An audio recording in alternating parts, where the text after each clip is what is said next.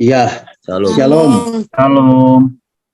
Shalom, selamat malam Bapak Ibu yang dikasihi Tuhan.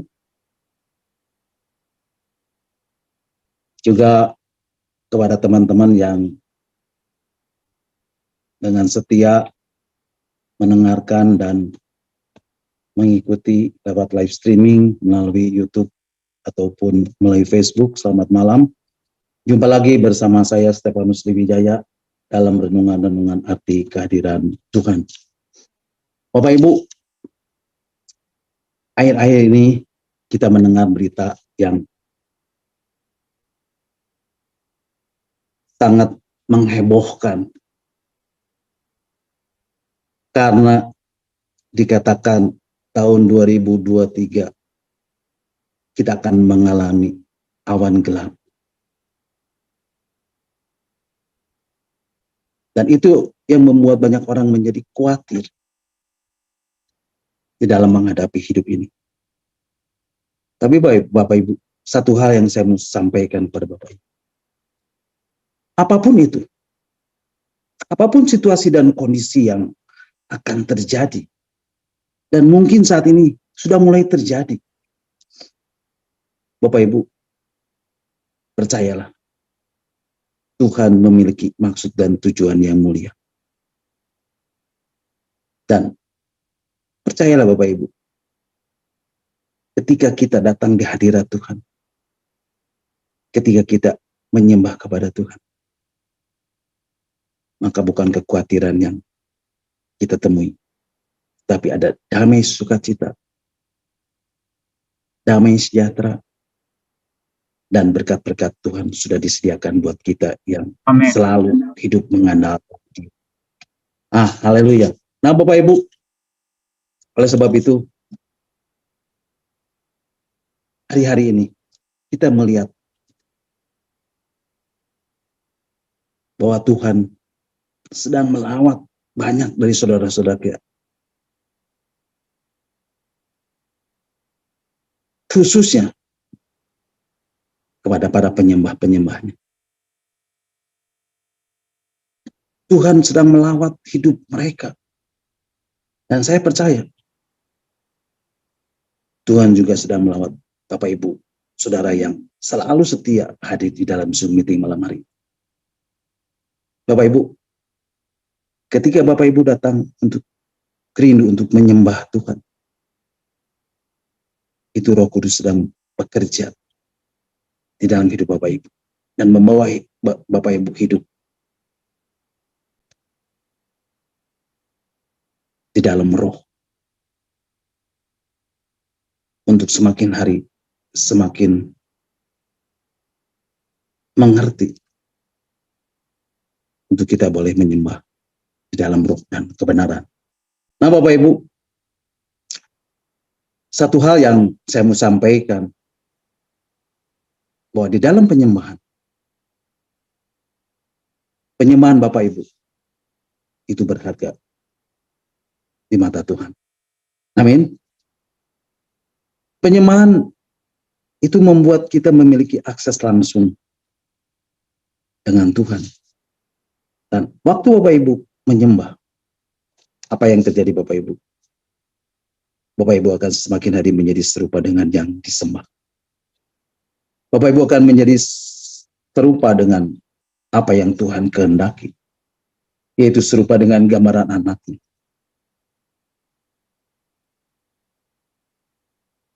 Dan kita bisa diubahkan dari satu kemuliaan kepada kemuliaan yang lebih besar. Itulah kuasa penyembahan. Dan saya sampaikan itu buat Bapak Ibu. Jadi Bapak Ibu, kalau Bapak Ibu malam hari ini memilih untuk datang di dalam Zoom meeting malam hari ini, Bapak Ibu, percayalah setelah Bapak Ibu selesai mengikuti Zoom meeting malam hari ini, Bapak Ibu tidak akan sama lagi. Karena Bapak Ibu sudah berjumpa dengan Tuhan.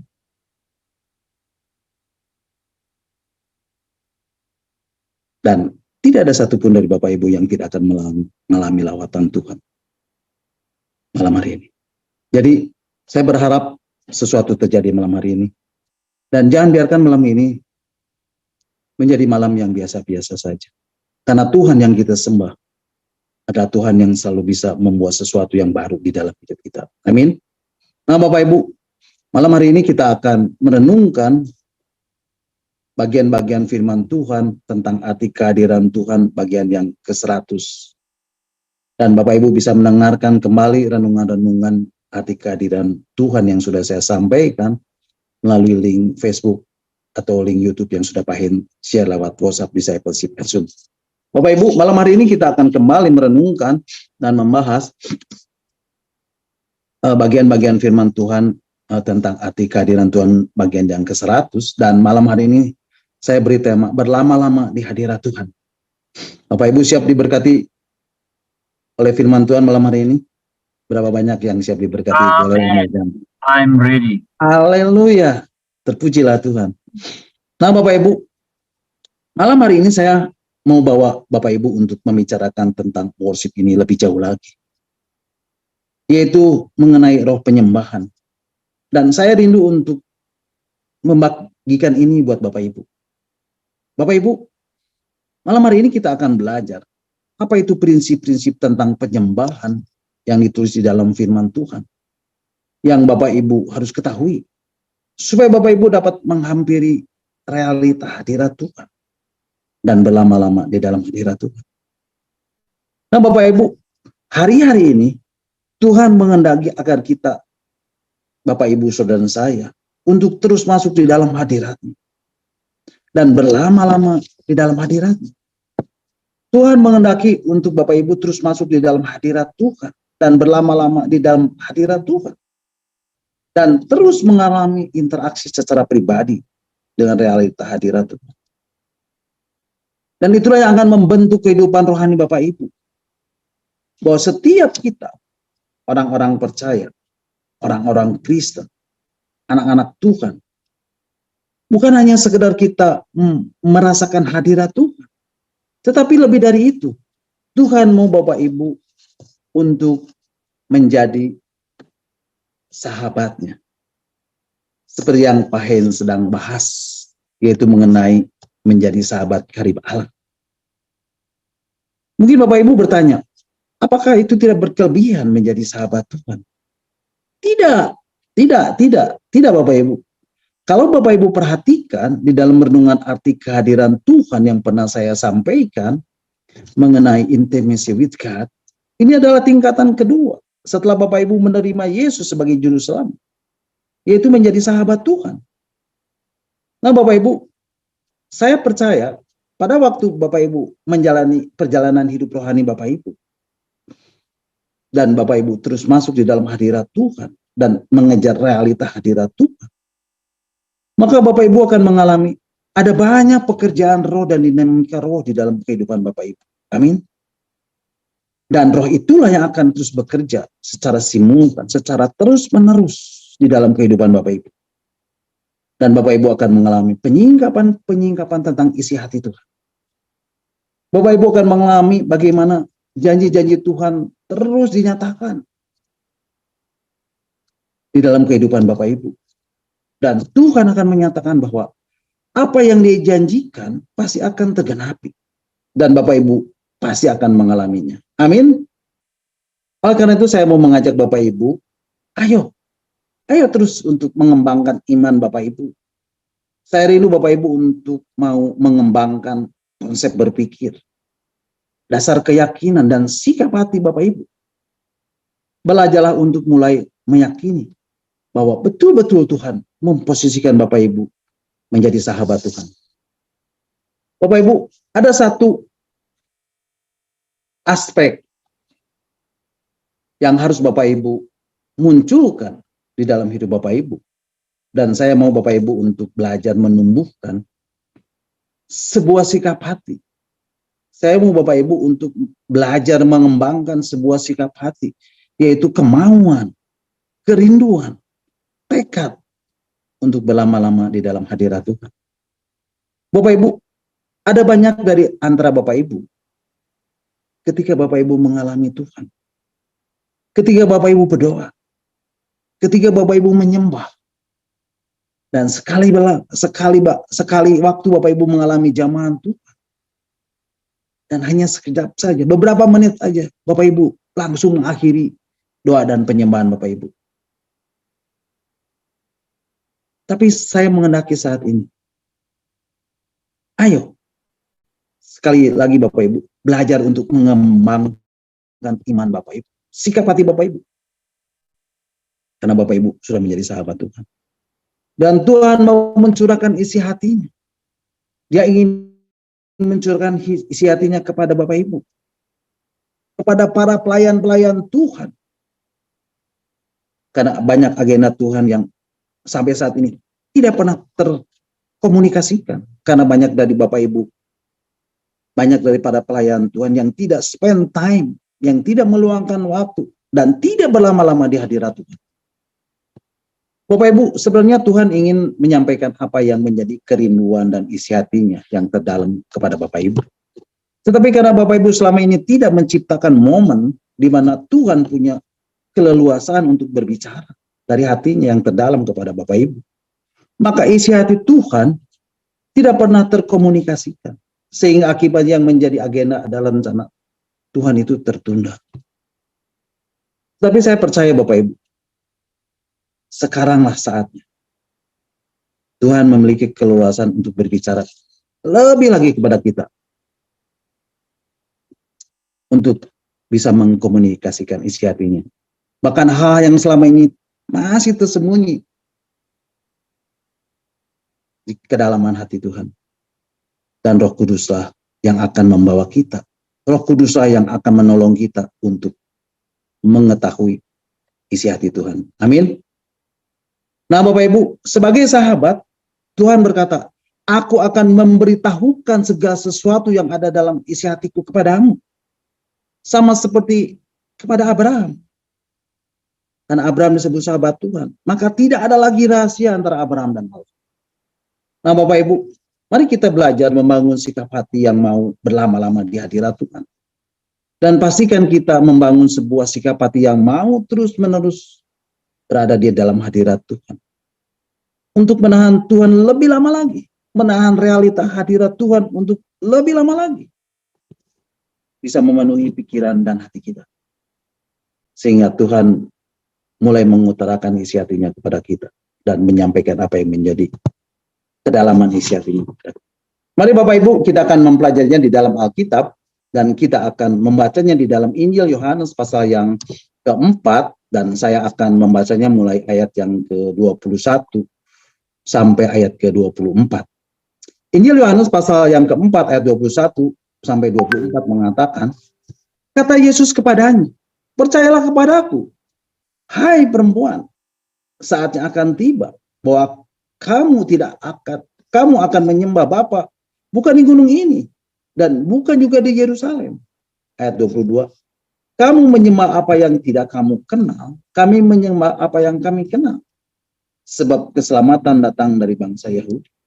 Ayat 23. Tetapi saatnya akan datang dan sudah tiba sekarang bahwa penyembah-penyembah benar akan menyembah Bapa dalam roh dan kebenaran. Sebab Bapa mengendaki penyembah demikian. Nah Bapak Ibu perhatikan terlebih dahulu. Kata Bapa mengendaki di sini ditulis dengan sebuah kata Yunani. Yakni ditulis dengan kata zeteo. Dan kata zeteo ini memiliki arti yakni Bapa itu benar-benar mencari. Betul-betul dengan segenap tenaga dan upaya. Bapa mencari. Mencari apa? Penyembah-penyembah benar. Yang betul-betul menyembah Bapa di dalam roh dan kebenaran. Nah selanjutnya di ayat 24 dikatakan Allah itu roh. Dan barang siapa menyembah dia harus menyembahnya di dalam roh dan kebenaran. Jadi Bapak Ibu, kalau Bapak Ibu ingin memiliki hati yang mau berlama-lama di dalam hadirat Tuhan, mau berlama-lama berada di dalam hadirat Tuhan, mau berlama-lama menahan Tuhan, mau berlama-lama menahan realita hadirat Tuhan, itu harus bagaimana? Atau dengan cara apa? Dengan cara menjadi seorang penyembah yang menyembah Bapa di dalam roh dan kebenaran. Nah Bapak Ibu, aspek penyembahan ini menjadi sangat penting dan teramat penting untuk kita ketahui. Dan Alkitab mengatakan setelah kematian dan kebangkitan Yesus, maka pola penyembahan yang terdapat di dalam perjanjian lama mengalami perubahan. Kalau Bapak Ibu perhatikan di dalam perjanjian lama tentang tabernakel yang ada di zaman Musa dan tabernakel yang ada di zaman Salomo, Bapak Ibu perhatikan. Ya, mungkin Pak Hen bisa tampilkan gambarnya. Ya. Nah, Bapak Ibu, supaya kita dapat mengerti lebih jelas lagi, Bapak Ibu bisa perhatikan. Ini gambar yang pertama. Ini adalah gambar tabernakel Musa atau kemah suci Musa, atau kemah pertemuan yang dibangun oleh Musa di padang gurun. Dan ini disebut tabernakel Musa. Kemudian Bapak Ibu bisa perhatikan juga gambar yang kedua dan yang ketiga. Nah, ini adalah bait suci Salomo atau yang disebut tabernakel Salomo. Mungkin bisa ditampilkan juga gambar berikutnya, Pak Hen. Nah, ini Bapak Ibu bisa lihat ini dipotong melintang dan memanjang sehingga Bapak Ibu bisa melihat bagian dalamnya di dalam tabernakel Salomo ini. Nah, Bapak Ibu perhatikan, di situ di tabernakel Musa dan Salomo terdapat halaman, ruang kudus dan ruang maha kudus. Di halaman di situ terdapat kolam pembasuhan dan mezbah bakaran. Kemudian Bapak Ibu, di ruang kudus Bapak Ibu bisa perhatikan ada 3 peralatan. Di sini ada mezbah dupa, ada meja sajian roti, dan ada kekidian yang terbuat dari emas. Dan di ruang maha kudus terdapat tabut perjanjian. Tapi kalau Bapak Ibu perhatikan di dalam surat Ibrani pasal yang ke-9, Bapak Ibu akan mendapati susunan bait Allah ini berubah. Di dalam tabernakel yang terdapat di dalam perjanjian lama sudah mengalami perubahan. Dan Bapak Ibu tidak mendapat lagi halaman. Tidak lagi ada kolam pembasuhan. Tidak ada lagi mezbah bakaran. Dan yang tersisa adalah ruang kudus dan ruang maha kudus. Dan bahkan di ruang kudus pun peralatan yang ada di sana juga sudah mengalami perubahan. Dan Bapak Ibu akan mendapati di dalam surat Ibrani pasal 9 ini, mezbah dupa sudah mengalami perubahan. Tidak ada lagi di ruang kudus, tetapi berpindah ke ruang maha kudus. Mari Bapak Ibu kita akan membacanya di dalam surat Ibrani pasal yang ke-9 ayat yang pertama dan kedua. Surat Ibrani pasal 9 ayat pertama dan kedua mengatakan, memang perjanjian yang pertama juga mempunyai peraturan untuk ibadah dan untuk tempat kudus buatan tangan manusia. Ayat kedua, sebab ada dipersiapkan suatu kemah, yaitu bagian yang paling depan, dan di situ terdapat kaki dian dan meja dengan roti sajian. Bagian ini disebut tempat yang kudus. Nah Bapak Ibu, kalau selama ini kita mengenal atau belajar tentang tabernakel Musa dan tabernakel Salomo, di situ dikatakan ada halaman, ada ruang kudus dan ada ruang maha kudus. Tetapi di dalam ayat yang kedua ini, Ibrani pasal 9 ayat kedua, di dalam pola tabernakel perjanjian baru, setelah kematian dan kebangkitan Kristus, ada perubahan.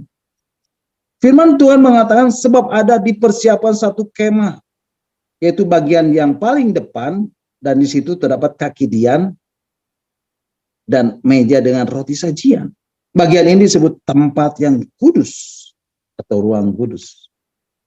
Jadi Bapak Ibu perhatikan, tidak ada lagi halaman. Halaman sudah tidak ada.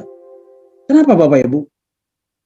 Karena halaman biasanya hanya dipakai oleh kebanyakan umat Israel.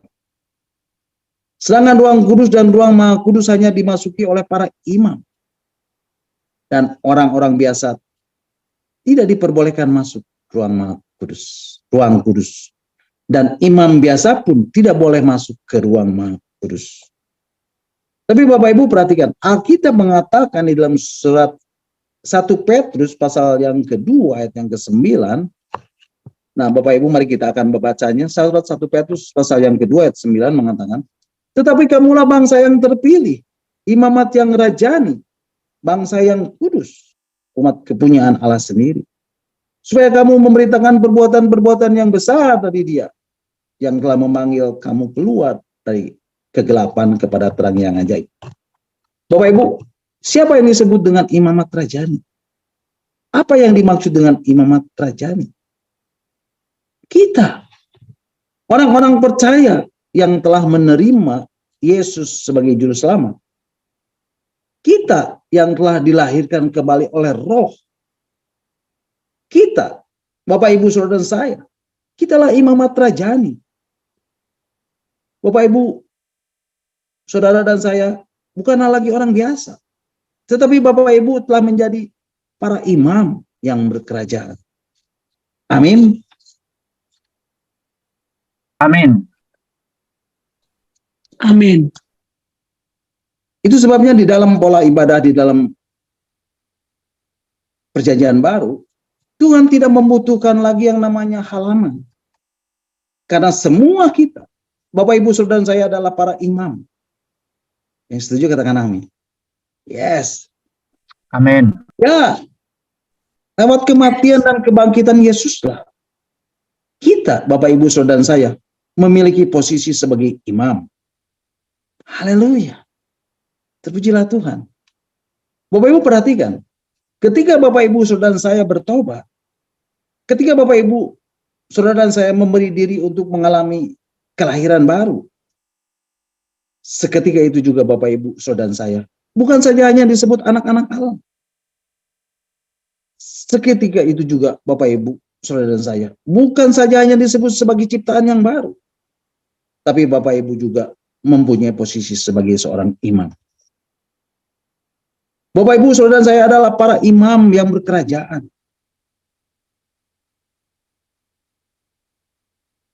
Jadi Bapak Ibu bukan hanya para pendeta, bukan hanya para hamba Tuhan, bukan hanya para pelayan Tuhan yang full time yang melayani di gereja, tetapi Bapak Ibu Saudara juga, karena semua kita sebagai orang-orang percaya, kita adalah para imam yang berkerajaan. Amin. Haleluya. Nah selanjutnya kita akan baca kembali ayat yang ketiga dan keempat. Ibrani pasal 9 ayat 3 dan keempat. Tapi saya akan ulangi ayat yang kedua terlebih dahulu. Ayat yang kedua, sebab ada dipersiapkan suatu kemah, yaitu bagian yang paling depan, dan di situ terdapat kaki dian dan meja dengan roti sajian. Bagian ini disebut tempat yang kudus. Di belakang tirai yang kedua terdapat suatu kemah lagi yang disebut tempat yang maha kudus. Ayat keempat, di situ terdapat mezbah pembakaran ukupan dari emas dan tabut perjanjian yang seluruhnya disalut dengan emas. Di dalam tabut perjanjian itu tersimpan buli-buli emas berisi mana, tongkat Harun yang pernah bertunas, dan loh-loh batu yang bertuliskan perjanjian. Nah Bapak Ibu perhatikan firman Tuhan ini. Ayat yang ketiga dan keempat dikatakan di belakang tirai yang kedua terdapat suatu kemah lagi yang disebut tempat yang maha kudus. Di situ terdapat mezbah pembakaran ukupan dari emas dan tabut perjanjian yang seluruhnya disalut dengan emas. Di dalam tabut perjanjian itu tersimpan buli-buli emas dari berisi mana, tongkat Harun yang pernah bertunas, dan loh-loh batu yang bertuliskan perjanjian. Bapak Ibu firman Tuhan mengatakan di belakang tirai yang kedua terdapat suatu kemah yang disebut tempat yang maha kudus. Dan di situ terdapat mezbah pembakaran ukupan dari emas dan tabut perjanjian yang disalut dengan emas. Jadi di ruang maha kudus itu sekarang terdapat dua peralatan. Kalau di perjanjian lama hanya ada satu, yaitu tabut perjanjian. Tetapi di dalam perjanjian baru, setelah kematian dan kebangkitan Kristus, Maka mezbah dupa atau mezbah pembakaran ukupan sebagai gambaran dari doa dan penyembahan bergerak masuk ke dalam ruang Maha Kudus. Jadi Bapak Ibu, kalau kita, Bapak Ibu, saudara saya mau berlama-lama di dalam hadirat Tuhan, menahan realita hadirat Tuhan untuk memenuhi pikiran dan hati Bapak Ibu, saudara saya, sehingga Tuhan memiliki keleluasan untuk berbicara dan menyampaikan isi hatinya kepada Bapak Ibu, saudara saya. Untuk menyampaikan firman-Nya, untuk menyampaikan perkataannya. Maka tidak bisa tidak Bapak Ibu, saudara dan saya harus mendekati Dia dan masuk dalam hadirat-Nya dengan roh penyembahan. Oke? Jadi tidak bisa tidak. Bapak Ibu harus mulai menghampiri hadirat Tuhan lewat penyembahan. Dan kita juga bisa menahan realita hadirat Tuhan melalui penyembahan. Nah Bapak Ibu, malam hari ini kita pada kesempatan ini saya mau bawa setiap kita Bapak Ibu untuk belajar mengenali prinsip-prinsip tentang penyembahan ini. Bapak Ibu, jangan Bapak Ibu berasumsi atau berpikir kan ada worship leader yang akan memimpin kita untuk menyanyi, untuk bertepuk tangan, untuk bersorak-sorai, untuk menyembah, dan masuk dalam penyembahan. Ketika kita beribadah, ketika kita hadir di dalam Zoom meeting ini, seperti tadi Ibu Nur yang mengajak kita untuk, mari kita bertepuk tangan. Jangan berasumsi seperti itu Bapak Ibu. Tapi saya mau Bapak Ibu belajar memahami, ada prinsip-prinsip dalam penyembahan yang Bapak Ibu harus pahami. Dan harus Bapak Ibu praktekkan. Sehingga Bapak Ibu betul-betul menjadi para penyembah benar yang menyembah Bapa di dalam roh dan kebenaran. Yang akan menyembah Bapa di dalam roh dan kebenaran. Dan menjadi para penyembah yang dicari oleh Bapa. Amin. Nah Bapak Ibu, prinsip yang pertama adalah di saat kita menyembah, kita memang harus melibatkan akan perasaan kita. Saya ulangi Bapak Ibu. Di saat kita menyembah, kita harus melibatkan perasaan kita. Tetapi kita tidak melakukan penyembahan berdasarkan kondisi perasaan kita. Apa maksudnya Bapak Ibu? Bapak Ibu, seperti Bapak Ibu ketahui, dan saya sudah menyampaikannya minggu yang lalu melalui renungan menyembah dengan tubuh, jiwa, dan roh. Bapak Ibu, menyembah dengan tubuh, Bapak Ibu sudah mengerti. Menyembah dengan jiwa artinya, Bapak Ibu harus menyembah dengan pikiran. Bapak Ibu harus menyembah dengan perasaan atau emosi. Dan Bapak Ibu harus menyembah dengan kehendak. Kemudian menyembah dengan roh artinya Bapak Ibu harus menyembah Tuhan melalui roh Bapak Ibu. Dengan menggunakan bahasa roh. Nah Bapak Ibu, prinsip tentang penyembahan yang pertama ini adalah penyembahan dengan jiwa. Dan kita harus menyembah Tuhan dengan mempergunakan perasaan kita. Dengan melibatkan perasaan kita. Saya ulangi Bapak Ibu. Di saat kita menyembah, kita harus melibatkan perasaan kita. Tetapi kita tidak melakukan penyembahan berdasarkan kondisi perasaan kita. Apa maksudnya Bapak Ibu? Kenapa penyembahan tidak boleh dilakukan berdasarkan kondisi perasaan kita? Ya, karena seringkali kita yang masih hidup di dunia ini, ketika kita mau menyembah, ketika kita didorong untuk menyembah, kadang-kala kita mendapati orang-orang sedang tidak mood dengan perasaannya. Aduh, gimana mau nyembah? Loh, perasaan lagi jengkel kayak gini. Kenapa jengkel? Ya karena mungkin ketika Bapak Ibu katakanlah pergi beribadah, mobil mogok lah, jalanan macet, anak lagi sakit, dan seterusnya, dan seterusnya, dan seterusnya. Atau apa saja. Pokoknya ada banyak hal yang membuat kita jengkel. Membuat perasaan ini nggak mood, nggak stabil. Yang membuat perasaan ini tidak kondusif untuk dibawa menyembah Tuhan. Bisa Bapak Ibu bayangkan? Baru saja marah-marah sama orang, kita disuruh nyembah. Wah, susah sekali Bapak Ibu. Tapi firman Tuhan memberikan penegasan secara spesifik. Daud berkata di dalam Mazmurnya, di dalam Mazmur 103, nanti Bapak Ibu bisa baca di rumah. Dia berkata, pujilah Tuhan, hai jiwaku. Apa artinya Bapak Ibu? Artinya, apapun keadaan Bapak Ibu saat itu, apapun perasaan Bapak Ibu saat itu, ketika Bapak Ibu mau menyembah Tuhan, tidak peduli kondisi perasaan Bapak Ibu sedang kondusif atau tidak, Bapak Ibu harus tetap menyembah. Kalau Bapak Ibu merasa sulit menyembah, karena perasaannya selalu mengalami fluktuatif. Justru karena kondisi perasaan Bapak Ibu yang sedang mengalami fluktuatif itu, kondisi perasaan Bapak Ibu yang mengalami banyak gejolak negatif, maka Bapak Ibu harus memaksakan diri untuk menyembah Tuhan. Karena ketika Bapak Ibu bertemu dengan Tuhan, maka semua perasaan negatif dalam hidup Bapak Ibu akan mulai reda. Bapak Ibu akan mengalami kasih Tuhan. Bapak Ibu akan mengalami anugerah Tuhan. Bapak Ibu akan mengalami sukacita. Bapak Ibu akan mengalami damai sejahtera. Karena setiap kali Bapak Ibu berjumpa dengan Tuhan, akan selalu ada lingkupan kasih. Akan ada selalu lingkupan anugerah. Akan selalu ada lingkupan sukacita. Akan ada selalu lingkupan damai sejahtera yang melampaui akal, yang akan masuk menguasai jiwa.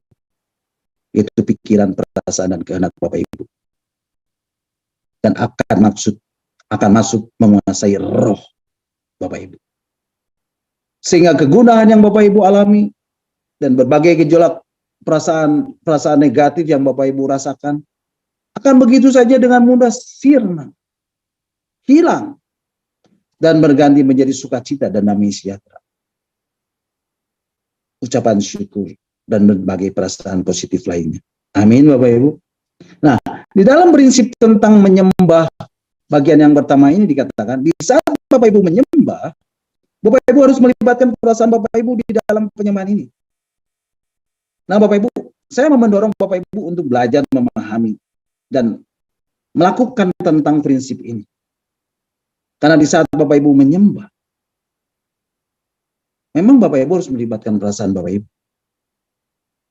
Contoh Bapak Ibu, ketika Bapak Ibu diajak untuk menaikkan sebuah pujian, besar anugerahmu,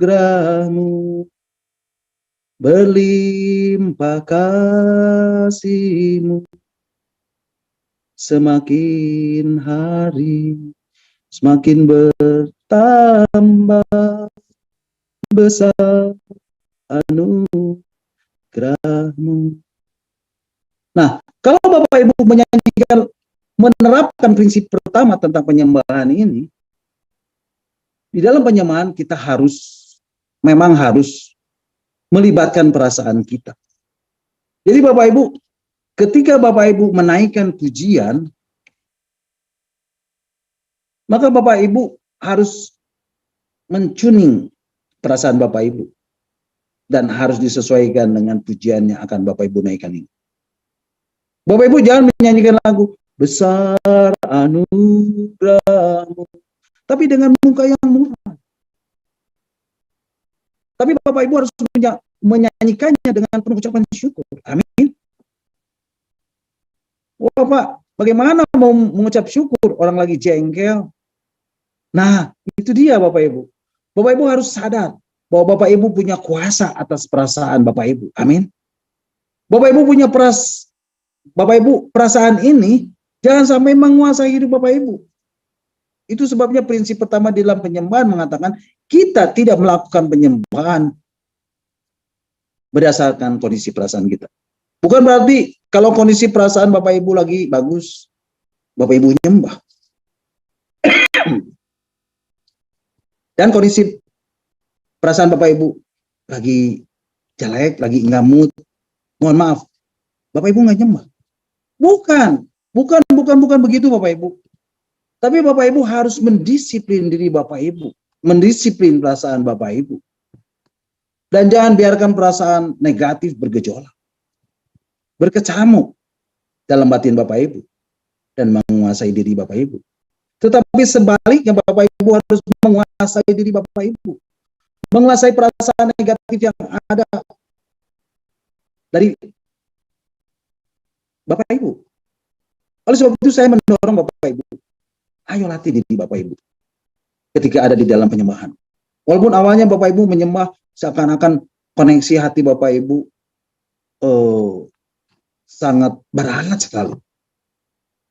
Karena Bapak Ibu lagi jengkel, lagi sedih, Bapak Ibu lagi marah-marah, Bapak Ibu lagi kecewa, ada banyak perasaan negatif yang berkecamuk. Tetapi ketika waktunya Bapak Ibu harus menyembah, Bapak Ibu harus belajar dari Daud yang mendisiplin jiwanya, mendisiplin emosi dan perasaannya. Dikatakan, pujilah Tuhan, hai jiwaku. Dan dia perintahkan dirinya untuk memuji Tuhan. Saya rasa Bapak Ibu perlu untuk memerintahkan diri Bapak Ibu, sehingga ketika Bapak Ibu menyembah, Bapak Ibu menyembah dengan ekspresi penyembahan yang selaras dengan lagu pujian yang Bapak Ibu naikkan. Amin.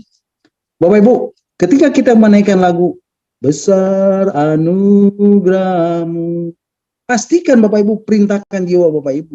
Pastikan Bapak Ibu perintahkan perasaan Bapak Ibu untuk menaikkan pujian ini dengan ucapan syukur. Dan dengan penuh sukacita. Libatkan perasaan Bapak Ibu, kekaguman Bapak Ibu, kondisikan batin Bapak Ibu untuk menyanyikan pujian ini dengan penuh sukacita, dengan penuh kekaguman, dan dengan penuh antusias, dan dengan semangat. Bapak Ibu, inilah saatnya Tuhan mendapatkan kembali. Inilah saatnya Tuhan menemukan kembali orang-orang yang menyembahnya di dalam roh dan kebenaran. Karena ada kehidupan ilahi yang Bapak Ibu ekspresikan di dalam pujian dan penyembahan Bapak Ibu. Karena ada dinamika ilahi yang Bapak Ibu ekspresikan di dalam pujian dan penyembahan Bapak Ibu. Haleluya. Jadi Bapak Ibu, pastikan Bapak Ibu menyembah Tuhan dengan melibatkan perasaan Bapak Ibu. Bapak Ibu lihat, kenapa Tuhan begitu sayang sama Daud? Karena Daud mempraktekkan prinsip ini. Bapak Ibu bisa bayangkan ketika Daud menyembah? Daud menyembah dengan penuh ekspresif. Dan Daud selalu menyembah dengan melibatkan perasaannya. Nah Bapak Ibu, saya mau katakan kepada Bapak Ibu, inilah waktunya perubahan terjadi di dalam hidup Bapak Ibu. Bapak Ibu akan mengalami perubahan di dalam penyembahan Bapak Ibu. Ketika Bapak Ibu mengekspresikan perasaan Bapak Ibu. Bapak Ibu, latihlah perasaan Bapak Ibu. Ketika Bapak Ibu diajak untuk mengangkat tangan, angkatlah tangan. Ketika Bapak Ibu diajak berdiri, berdiri. Ketika Bapak Ibu diajak bersorak-sorai, bersorak-sorailah. Ketika Bapak Ibu diajak bertepuk tangan, bertepuk tangan. Ketika Bapak Ibu mempraktikkan prinsip pertama ini, saya percaya Bapak Ibu akan lebih. Sekali lagi saya mau katakan, jangan biarkan perasaan negatif Bapak Ibu menahan untuk menyembah Tuhan. Perintahkanlah jiwamu, perintahkanlah perasaanmu untuk selalu menyembah Tuhan. Nah Bapak Ibu, prinsip tentang penyembahan yang kedua adalah fokus setiap penyembahan kita adalah keberadaan Tuhan sendiri. Jadi Bapak Ibu, ketika Bapak Ibu masuk di dalam penyembahan, ketika Bapak Ibu mengekspresikan rasa cinta Bapak Ibu, ketika Bapak Ibu mengekspresikan ucapan syukur Bapak Ibu, ketika Bapak Ibu mengekspresikan kerinduan hati Bapak Ibu akan keberadaan dan hadirat Tuhan, pastikan fokusnya adalah Bapak. Pastikan Bapak Ibu bahwa Bapak Ibu ingin mengalami perjumpaan secara pribadi dengan Tuhan sendiri. Tapi Bapak Ibu, seringkali orang Kristen berlama-lama ketika di dalam penyembahan, karena mereka ingin diurapi. karena mereka ingin dipakai Tuhan ketika ada di dalam pelayanan. Bukan yang seperti itu Bapak Ibu. Karena yang Bapak cari adalah penyembah-penyembah yang menyembah Dia di dalam roh dan kebenaran. Nah Bapak Ibu, inilah yang Bapak cari. Penyembah-penyembah yang tidak memiliki niat lain. Penyembah-penyembah yang tidak memiliki minat yang lain. Penyembah-penyembah yang tidak memiliki ekspektasi. Penyembah-penyembah yang tidak memiliki harapan yang lain. Tetapi harapan dan keinginannya hanya satu, yaitu mengalami realita hadirat Tuhan dan berlama-lama di dalam hadiratnya. Jadi bukan karena kita ingin dipakai Tuhan, bukan karena kita ingin diurapi, bukan supaya doa-doa dijawab Tuhan, bukan itu Bapak Ibu. Tapi Bapak Ibu masuk di dalam penyembahan dan Bapak Ibu mengekspresikan penyembahan Bapak Ibu. Ini adalah karena memang Bapak Ibu menghendaki bisa berlama-lama menikmati hadirat Tuhan. Bisa berlama-lama untuk bercengkrama dengan Tuhan secara pribadi. Bapak Ibu, sikap hati inilah yang harus Bapak Ibu bangun dalam hidup Bapak Ibu. Dan sikap hati inilah yang membuat Tuhan mencari, mengupayakan dengan segenap hati untuk menemukan orang-orang yang menyembah Dia. Untuk menemukan orang-orang yang akan mencari Dia. Tanpa ada niat dan tujuan yang lain. Selain Bapak Ibu menghampiri Tuhan dengan satu kerinduan. Yaitu Bapak Ibu mengharapkan dan merindukan keberadaan Tuhan nyata di dalam kehidupan Bapak Ibu. Amin. Nah Bapak Ibu, selanjutnya prinsip tentang penyembahan yang ketiga adalah tidak cukup untuk kita memberikan yang terbaik yang kita miliki. Dalam penyembahan kita pun harus memberikan apa yang Tuhan minta. Bapak Ibu, kalau kita perhatikan di dalam kitab Kejadian pasal yang keempat, ayat yang ketiga sampai yang kelima, Alkitab mencatat seperti ini. Mari Bapak Ibu kita akan membacanya. Kitab Kejadian pasal 4 ayat 3 sampai 5 mengatakan, ayat 3, setelah beberapa waktu lamanya, maka Kain mempersembahkan sebagian dari hasil tanah itu kepada Tuhan sebagai korban persembahan. Ayat keempat, Habel juga mempersembahkan korban persembahan dari anak sulung kambing dombanya, yaitu lemak-lemaknya. Maka Tuhan mengindahkan Habel dan korban persembahannya itu. Ayat yang kelima, tetapi Kain dan korban persembahannya tidak diindahkannya. Lalu hati Kain menjadi panas dan mukanya muram. Bapak Ibu, kalau kita baca di dalam terjemahan bahasa Inggrisnya, ya kita akan membacanya ayat yang keempat saja. Kejadian pasal 4 ayat yang keempat, terjemahan New King James Version. Mungkin Pak Ain, mohon maaf bisa ditampilkan. Ya, Kejadian pasal 4 ayat yang keempat, menurut New King James Version, firman Tuhan mengatakan,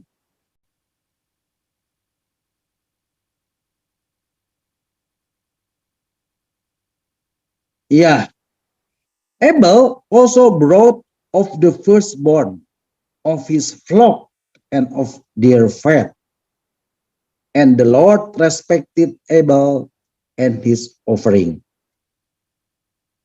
Bapak Ibu, di sini dikatakan, jadi Habel mengambil yang pertama, yang terindah, yang paling bagus dari kambing dombanya.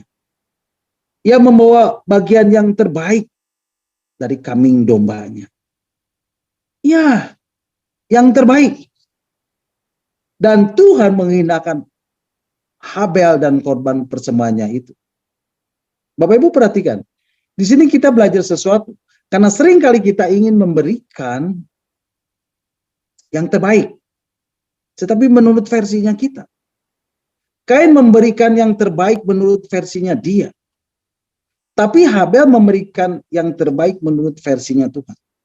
Jadi Bapak Ibu, saya mau kasih tahu Bapak Ibu, tidak cukup hanya memberi yang terbaik buat Tuhan. di dalam penyembahan kita. Tapi kita harus memberi yang terbaik buat Tuhan, seperti yang Tuhan inginkan, seperti yang Tuhan minta. Oleh karena itu Bapak Ibu, malam hari ini saya mau tegaskan Bapak Ibu, saatnya sudah tiba.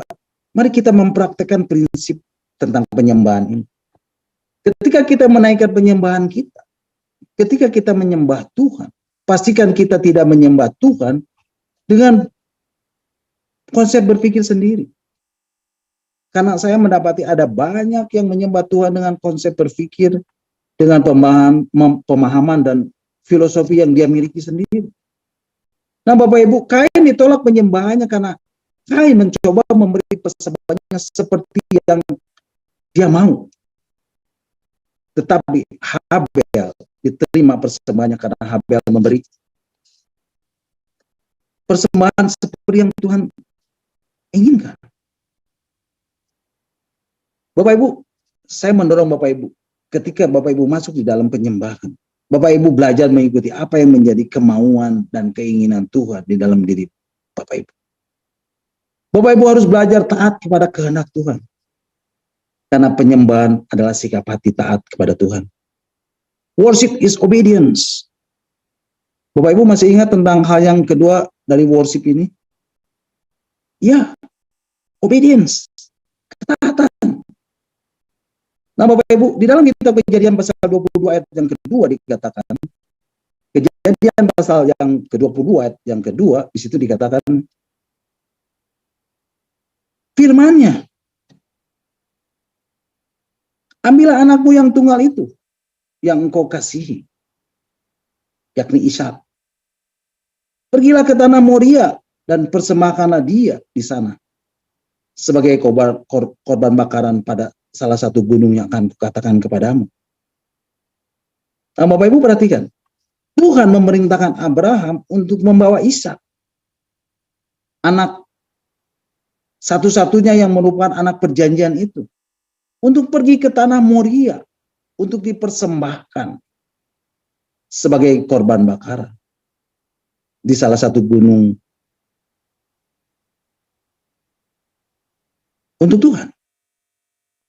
Bapak Ibu, di sini kita dapati kata worship yang pertama kali disebut, yaitu ketika Tuhan memerintahkan Abraham untuk mempersembahkan anaknya Ishak. Bapak Ibu, ini adalah satu permintaan yang sangat berat buat Abraham. Dan Tuhan berkata kepada Abraham, bawa Ishak, anakmu itu, ke sebuah gunung yang akan kukatakan kepadamu, dan persembahkanlah dia sebagai korban makanan. Bapak Ibu, ini adalah wujud penyembahan dari Abraham di hadapan Tuhan. Dan Alkitab mencatat, Tuhan mengembalikan Ishak kepada Abraham. Karena Tuhan melihat hati Abraham yang lebih mencintai Tuhan dari apapun juga. Tapi Bapak Ibu, di dalam kasus Bapak Ibu, saya percaya akan ada waktunya Tuhan meminta Bapak Ibu untuk mempersembahkan Ishakmu. Saya tidak tahu apa bentuk Ishak Bapak Ibu yang Tuhan kehendaki di dalam hidup Bapak Ibu. Mungkin itu berupa berkat-berkat tertentu yang Tuhan pernah berikan. Dan Tuhan mendapati kamu. Mendapati hatimu. Mendapati hatimu. Mendapati hatimu tertuju kepada berkat-berkat yang Tuhan beri itu. Sehingga akibatnya Bapak Ibu tidak bisa memprioritaskan Tuhan di atas segala-galanya. Dan Tuhan minta itu kembali. Di dalam kasus Abraham, Ishak dikembalikan. Tetapi di dalam hidup Bapak Ibu, Ishakmu yang diminta Tuhan untuk dikembalikan. Dan itu tidak pernah dikembalikan. Dan betul-betul menjadi korban bakaran yang sesungguhnya.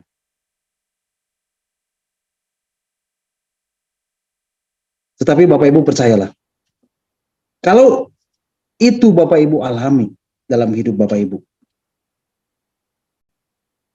Bapak Ibu akan mendapati hati Bapak Ibu menjadi merdeka dan bebas dari segala ikatan dan belenggu yang berasal dari dunia ini.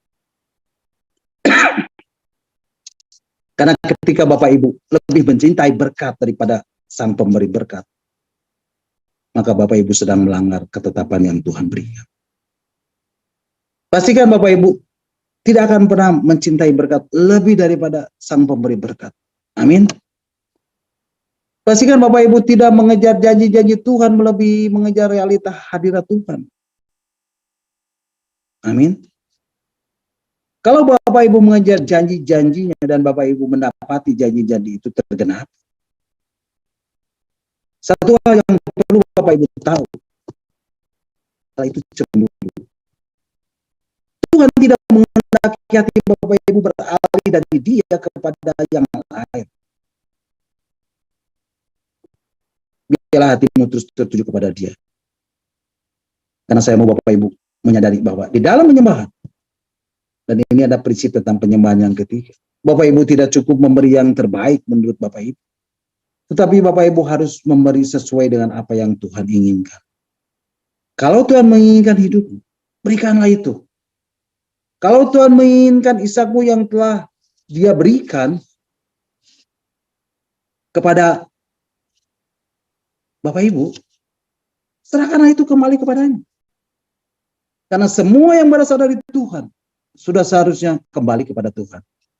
Dan kita, Bapak Ibu Saudara saya, hanya pengelola. Kita ini, Bapak Ibu Saudara saya, hanyalah pengelola untuk apa yang Tuhan titipkan. Tapi kalau Tuhan inginkan itu kembali, berikanlah itu dengan leluasa. Berikanlah itu kepada Tuhan. Tidak ada hak dalam diri kita dengan berkat atau benda apapun yang pernah Tuhan berikan di dalam hidup ini. Biarlah hati kita murni, hanya kita dedikasikan untuk Tuhan dan untuk penggenapan rencana. Haleluya.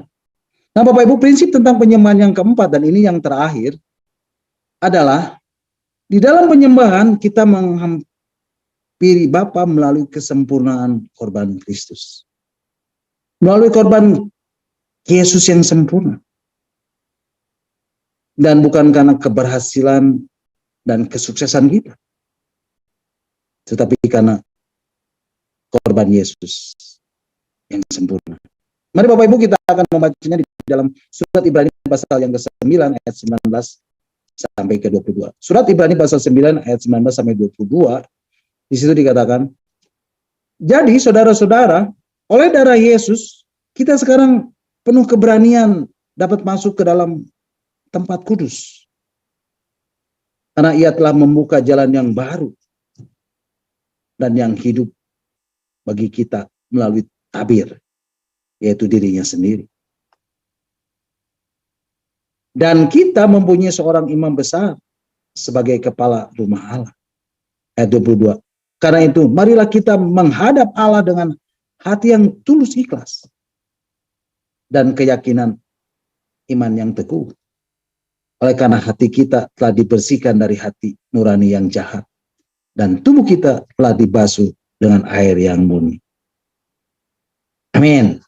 Bapak Ibu, firman Tuhan mengatakan, kita, Bapak Ibu, Saudara dan saya, bisa masuk ke hadirat Tuhan dengan penuh keberanian karena adanya korban Kristus atas hidup kita. Jadi Bapak Ibu, tidak perlu lagi kita merasa canggung ketika ada di dalam penyembahan. Kita tidak perlu lagi merasa bersalah. Kita tidak perlu lagi merasa terdakwa. Kita tidak perlu lagi merasa tidak layak. Karena kita menghampiri Tuhan bukan dengan membawa kehebatan yang kita miliki. Kita tidak menyembah Tuhan karena kita memiliki segala sesuatu. Bukan karena itu Bapak Ibu. Karena prinsip tentang penyembahan yang keempat memberi penegasan kepada kita bahwa ketika kita masuk menghadap hadirat Tuhan hanya dengan mempergunakan korban Kristus yang sempurna. Dan Alkitab mencatat darah Yesus. The blood of Jesus. Itulah yang telah membuka jalan untuk kita menghampiri hadirat Tuhan.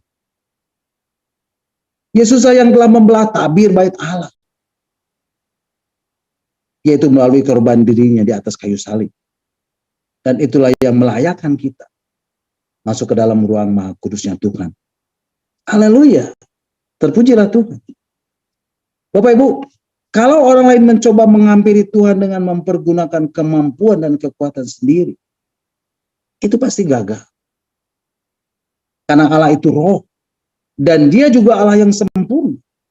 Dia adalah pribadi yang kudus. Dan sebagai pribadi yang kudus, dia tidak akan pernah bisa tersentuh dan tidak akan pernah bisa dihampiri oleh manusia yang masih mempunyai kelemahan, yang masih mempunyai kekurangan, yang masih hidup dalam dosa, yang punya banyak kegagalan dan kelemahan. Gak mungkin. Karena ketika manusia berinteraksi dengan Tuhan, maka manusia akan binasa. Kekudusan Tuhan akan menghancurkan keberadaan manusia. Tapi korban Yesus menjadi tirai yang menyelubungi kita. Korban Yesus telah menjadi selubung yang membuat kita menghampiri Tuhan dengan leluasa. Menghampiri Tuhan dan menjamah dia. Oh, saya bisa bayangkan itu Bapak Ibu. Kita bisa menjamah dia.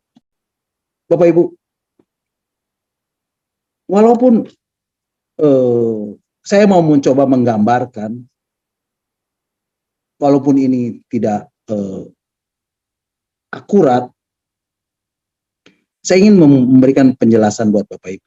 Supaya Bapak Ibu dapat mengerti dan memahami lebih jauh lagi akan korban Yesus.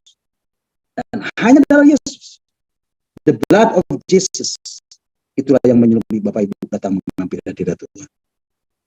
Dan Bapak Ibu, seseorang ahli nuklir, ketika dia memegang reaktor nuklir, di mana di situ ada radiasi dari nuklir itu, dia tentunya harus mempergunakan perlengkapan yang spesial. Karena seandainya dia mempergunakan baju yang biasa saja, menghampiri reaktor nuklir tersebut, untuk pegang-pegang alat-alat yang mengandung radiasi nuklir, pasti dia akan mengalami kehancuran. Tubuhnya akan mengalami kematian. Ya, dan dia akan mati. Tapi Bapak Ibu, dengan mempergunakan baju yang spesial, dia bisa menghampiri reaktor nuklir tersebut dan bisa pegang-pegang semua itu tanpa terkena radiasi dan tidak menjadi mati. Itulah yang dimaksudkan dengan darah Yesus. Darah Yesus seperti perlengkapan yang spesial yang membuat Bapak Ibu bisa menghampiri Bapa. Secara manusiawi itu tidak mungkin. Tapi melalui korban Yesus, melalui darah Yesus, Bapak Ibu bisa menghampiri Bapa di dalam kekudusan. Bapak Ibu bisa berlama-lama di dalam hadirat, di dalam hadirat Tuhan, dan Bapak Ibu bisa menjamah hati Tuhan. Wow, it's amazing. Bapak Ibu, malam hari ini saya mau Bapak Ibu memastikan dan mempraktekkan prinsip-prinsip tentang penyembahan ini. Bapak Ibu sadari satu hal, dan itu terlepas dari perasaan Bapak Ibu. Saudara merasa tidak layak, merasa tidak berhak menghampiri hadirat Tuhan, merasa banyak kelemahan, merasa banyak kekurangan. Apapun kondisi perasaan yang Bapak Ibu miliki malam hari ini, ingat baik-baik Bapak Ibu. Kita, Bapak Ibu, saudara dan saya, datang menghampiri hadiratnya. Bukan dengan kemampuan, bukan dengan kehebatan, bukan dengan segala usaha kita, tetapi kita bisa datang menghampiri hadirat Tuhan hanya dengan korban Yesus, hanya dengan darah Yesus, the blood of Jesus. Itulah yang melayakkan kita. Bahkan pekerjaan roh dan firman itu akan membuat Bapak Ibu bisa menyatu dengan Tuhan. dan itu bisa begitu saja dengan mudahnya. Nah Bapak Ibu, malam hari ini saya mau Bapak Ibu melakukan dan belajar untuk mengekspresikan perasaan Bapak Ibu di dalam penyembahan. Dan jangan tahan perasaan, jangan tahan dirimu untuk mengekspresikan penyembahanmu di hadapan Tuhan. Dan pastikan Bapak Ibu melakukannya karena Bapak Ibu ingin berjumpa dengan Tuhan dan berlama-lama di hadirat Tuhan. Dan ketika Bapak Ibu berada dan berjumpa dengan Tuhan, maka Bapak Ibu akan diubahkan di dalam hadiratnya. Dan Bapak Ibu akan mendapatkan begitu banyak berkat yang sudah Tuhan sediakan di dalam hadirat. Amin. God bless you all. Nah Bapak Ibu, sampai di sini renungan kita malam hari ini. Dan di akhir dari renungan ini saya mau menaikkan satu pujian masuk hadirat-Mu Tuhan. Mari Bapak Ibu kita angkat satu pujian bersama-sama sebagai penyembahan kita, sebagai persembahan yang terbaik yang Tuhan inginkan, yang kita boleh persembahkan.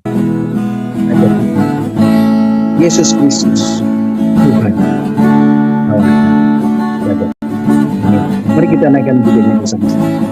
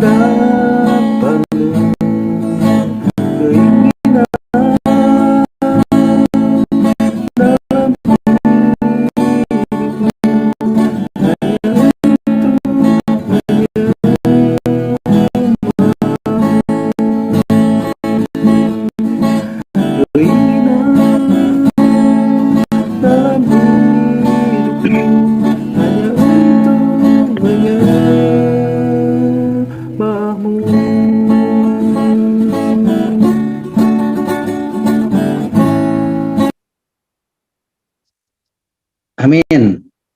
Haleluya. Terpujilah Tuhan. Segala kemuliaan hanya bagi Dia. Nah, Bapak Ibu, sampai di sini dulu renungan kita malam hari ini, dan Bapak Ibu bisa mengikuti dan mendengarkan kembali renungan-renungan yang akan saya sampaikan minggu depan dalam Zoom meeting discipleship ini. Dan saya percaya setiap firman Tuhan, setiap kebenaran ini akan mengubah hidup Bapak Ibu, saudara dan saya. Dia adalah firman yang hidup, dia adalah firman yang kuat, dia adalah firman yang tajam yang menembus setiap dimensi hidup Bapak Ibu. Apapun sekalipun, walaupun bagaimanapun hidup Bapak Ibu, saudara saya. Dan percayalah, ketika Bapak Ibu, saudara saya mencari kerajaan Allah dan kebenaran, maka semuanya akan ditambahkan pada Bapak Ibu. Silakan Bapak Ibu, kalau ada yang mau menambahkan atau ada yang mau bertanya, nanti Pak Heinz dan Pak Lepri yang akan menjawabnya. Amin. Tuhan Yesus memberkati. Puji Tuhan. Mari Bapak Ibu, kita akan kembali mengucap syukur buat renungan yang sudah kita dengar dan yang sudah saya sampaikan, dan kita akan berdoa.